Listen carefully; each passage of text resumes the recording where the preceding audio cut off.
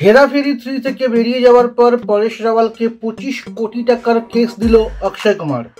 কান ফিল্ম ফেস্টিভ্যালে নতুন করে জীবন্ত হয়ে উঠল সত্যজিৎ রায়ের অরণ্যের দিন রাত্রির 4K ভার্সন।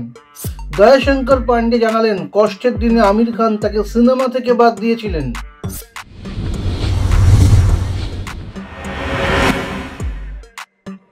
সম্প্রতি খবর রটে যে পরেশ রাওয়াল হেরাফেরি 3 থেকে নিজেকে সরিয়ে নিয়েছেন।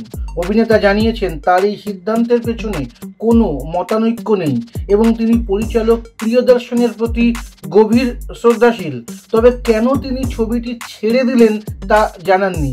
এরপর থেকেই ভক্তরা ও সহ অভিনেতা সুনীল শেট্টিও বলছেন, বাবু ভাই ছাড়া হেরাফেরি ভাবা যায় না।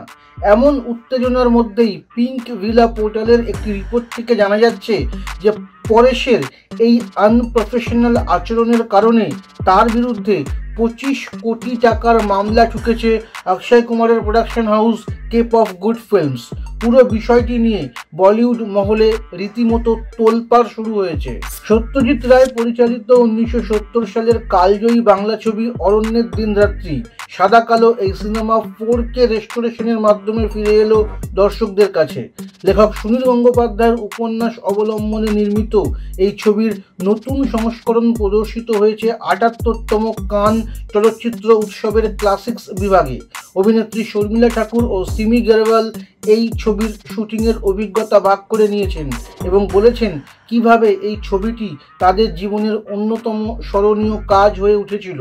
ছবির প্রেক্ষাপট ও দৃশ্য ধারণের কৌশল এখনও সমানভাবে প্রাসঙ্গিক ও প্রভাবশালী। চলচ্চিত্র প্রেমীদের কাছে এটি এক অনন্য উপহার। লাগান ও স্বদেশের মতো ছবিতে অভিনয় করে জনপ্রিয়তা পাওয়া দয়াশঙ্কর পান্ডে সম্প্রতি এক সাক্ষাৎকারে জানিয়েছেন, তার কেরিয়ারের শুরুতে আমির খান একবার তাকে একটি ছবি থেকে বাদ দিয়েছিলেন। अकेले हम अकेले तुम ছবিতে তিনি জুনিয়র আর্টিস্ট হিসেবে কাজ করছিলেন। আমির তাকে দেখে পরিচালক মনসুর খানের সঙ্গে কথা বলেন ও বলেন, দয়াশঙ্কর পান্ডে অত্যন্ত ভালো অভিনেতা, তাকে এমন ছোট চরিত্রে নেওয়া উচিত নয়। তখন দয়াশঙ্কর মনে করেন আমির তার কেরিয়ার ধ্বংস করছেন, কিন্তু পরে আমির নিজেই তাকে লাগান ও গুলামি গুরুত্বপূর্ণ চরিত্রে নিয়েছিলেন, যার ফলে তার কেরিয়ার নতুন মোড় নিয়েছিল। তিনি জানান, এরপর আর তাকে কখনো কাজের জন্য চিন্তা করতে হয়নি।